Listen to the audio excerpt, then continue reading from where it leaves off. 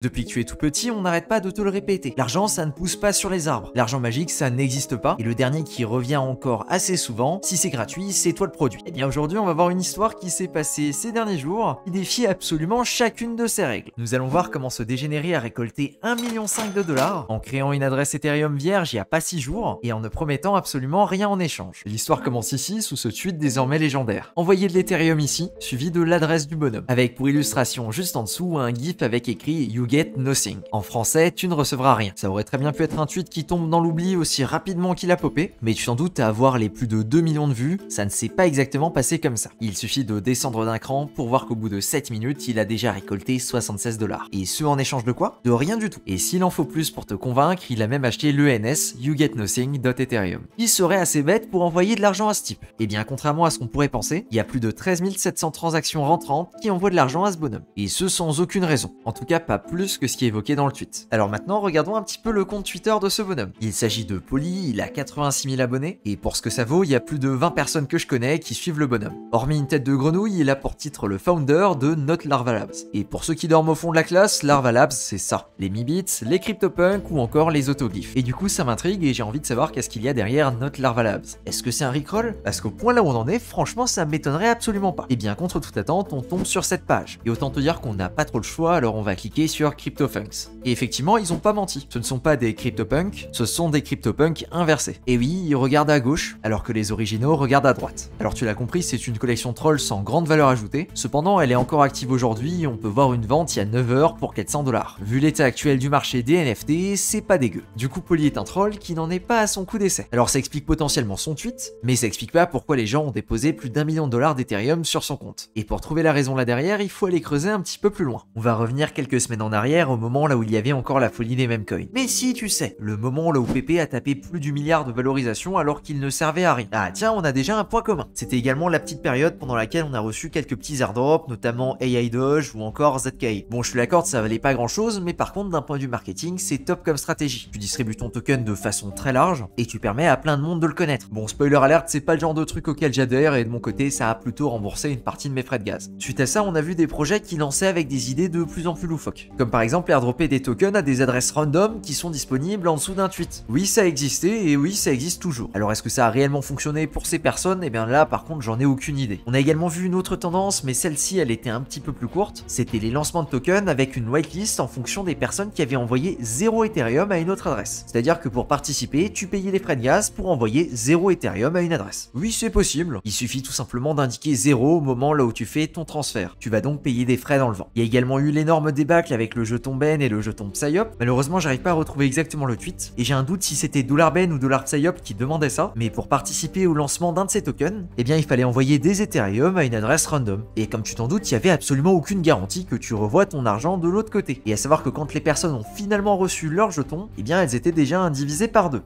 Un plaisir. Du coup, je pense très clairement que c'est cette suite d'événements de plus en plus débiles qui a inspiré notre très cher Polly. Il a dû se dire que si les gens sont capables d'envoyer de l'Ethereum à une adresse random avec aucune garantie de recevoir quelque chose en retour, eh bien pourquoi il le ferait pas avec une garantie de ne rien recevoir en retour? Et ici, tu peux même pas dire que c'est un rug caché, qu'il y a un vice ou autre chose. C'est littéralement écrit que les participants, les gens qui lui envoient de l'Ethereum, ne recevront rien. Donc même si demain quelqu'un essaye d'attaquer le mec en justice, eh ben Polly sera probablement pas en tort, tout simplement parce qu'il tient son discours commercial. Vous m'envoyez de l'Ethereum, je ne vous donne rien. Et le pire là-dedans, c'est que ça continue de fonctionner. Depuis le début du tournage de la vidéo, il a reçu 3 Ethereum supplémentaires. Bon, maintenant qu'on a fini de rigoler des dégénérés qui font tout et n'importe quoi de leur argent, je vais te donner le pourquoi du comment. Les personnes qui ont envoyé cet argent, eh bien elles ont ce qu'on appelle de l'espoir. L'espoir que ce mot nothing, du coup rien en français, eh bien c'est une façon cryptique de dire que le mec va lancer un token et qu'il sera réparti aux personnes en fonction de l'Ethereum qui a été envoyé à cette adresse. Alors oui, effectivement, c'est plutôt tiré par les cheveux, mais il y a effectivement une possibilité non nulle que ça arrive.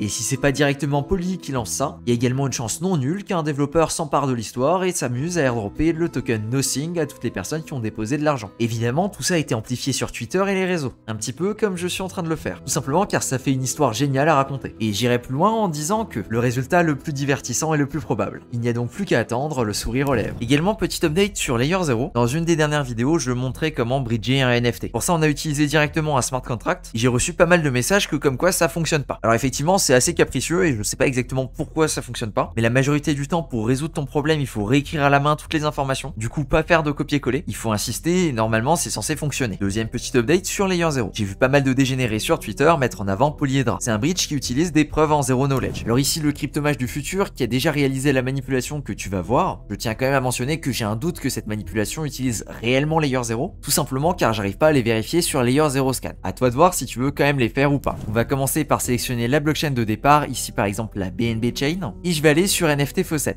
Attention ici c'est très important, il faut sélectionner ZK Lite Client, du coup je vais request, et là je vais confirmer, et j'ai dû payer environ 10 centimes de frais. Je vais cliquer sur ZK Bridge NFT, on va ensuite confirmer l'import, et on va appuyer sur Next. À partir de là je vais sélectionner une blockchain d'arrivée, et pourquoi pas une blockchain d'arrivée un petit peu exotique comme Arbitrum Nova. J'approuve, je confirme, et ici la transaction coûte environ 40 centimes. Je confirme, et maintenant je vais le claim sur Arbitrum Nova. Pour ça il me faut un petit peu de gaz sur la blockchain d'arrivée. Je vais confirmer juste ici, et on est tout bon. Troisième point sur Layer 0, et là on va parler de la snapshot. Ça fait un moment que je le dis, je ne pense pas que la snapshot a déjà été prise, et là maintenant je suis quasiment sûr qu'elle n'a pas été prise. Première chose, si je me mets à la place de Layer 0, je veux lancer mon token. La pire période pour lancer un jeton, c'est juin, juillet, août. C'est les 3 mois là où il fait tout le temps beau, là où tout le monde il est dehors, et là où il n'y a absolument aucun intérêt de lancer un token. Et ça m'étonnerait qu'ils ignorent ça. Deuxièmement, hier on a eu l'événement avec la SEC et Binance. La SEC qui accuse Binance de XYZ, à force ça devient lassant. Sauf que ça continue quand même d'impacter le marché. On l'a vu pour les airdrops précédents, ils attendaient qu'on soit à peu près dans une bonne période pour lancer. En tout cas dans une période là où ça fait pas 3 mois que tout le monde attend qu'il se passe le moindre truc au niveau du prix. Moi si j'étais Layer 0 et que je devais lancer mon token, ben, je lancerais ça minimum en septembre, et encore septembre ça me paraît tôt, je lancerais ça plutôt en octobre, ou alors début d'année prochaine. Sachant qu'en général la snapshot elle est prise 1 à 2 mois avant l'annonce, bien je pense qu'on peut encore farmer un petit peu tranquillement sans se poser trop de questions. Évidemment c'est mon raisonnement, ça veut pas dire qu'il est juste, et vous étiez plusieurs à me demander ce que je pensais de ça, donc voilà ma réponse sur ce sujet. Et pour le quatrième point, j'ai réussi à passer mon adresse dans le top 2000, et pour faire ça j'ai creusé encore plus profond que ce que j'ai fait dans les dernières vidéos. Je me suis amusé à fouiller la requête sur le Dune pour savoir exactement comment sont scorés les points, et surtout pour savoir pourquoi certaines transactions comptent et d'autres ne comptent pas. J'ai également réussi à trouver la liste complète des plus de 30 blockchains qui sont compatibles avec Layer 0, ainsi que des bridges et des contrats vraiment obscurs qui ont été utilisés que par des dizaines de milliers de personnes. J'ai également chopé la liste des différents contrats qui sont utilisés pour bridger sur Stargate pour maximiser mes interactions, et autant te dire que c'est pas du tout intuitif, et j'ai trouvé comment optimiser les frais de transaction pour payer entre 40 et 50 centimes le bridge, avec même quelques exceptions là où j'ai réussi à payer 2 centimes le bridge. Et j'ai classifié tout ça dans une page Notion avec une vidéo de 16 minutes explicative. C'est plus ou moins la feuille de triche pour scorer un top 0,1% sur le Dune Layer 0. Alors tu t'en doutes, ce type de contenu c'est de la dynamite et c'est quelque chose que tu retrouveras pas sur des threads Twitter basiques. J'ai donc pas donné gratuitement l'occasion à tout le monde de me passer devant au classement. Alors il faut le voir comme une vidéo bonus si tu veux vraiment maximiser ton score sur Layer 0. Si tu veux juste faire quelques transactions comme ça pour le fun, ça te servira à rien. Au niveau du prix, je mets ça à 37 $, et clairement juste avec la stratégie pour limiter les frais de transaction, en moins de 50 TX, t'es déjà gagnant. Du coup, si ma feuille de triche t'intéresse, il suffit d'envoyer 37 $ d'un stablecoin, peu importe lequel, sur n'importe quelle blockchain, et de m'envoyer en message privé sur Discord le lien de ta transaction. Et contrairement au mec dans la première partie de la vidéo, ici tu recevras bien quelque chose en retour. Suite à ça, dès que je suis dispo, je t'envoie le guide. Pour mon Discord, je le mets évidemment en description. Merci à toi de ton attention, et sur ce, je te dis à plus pour une prochaine vidéo.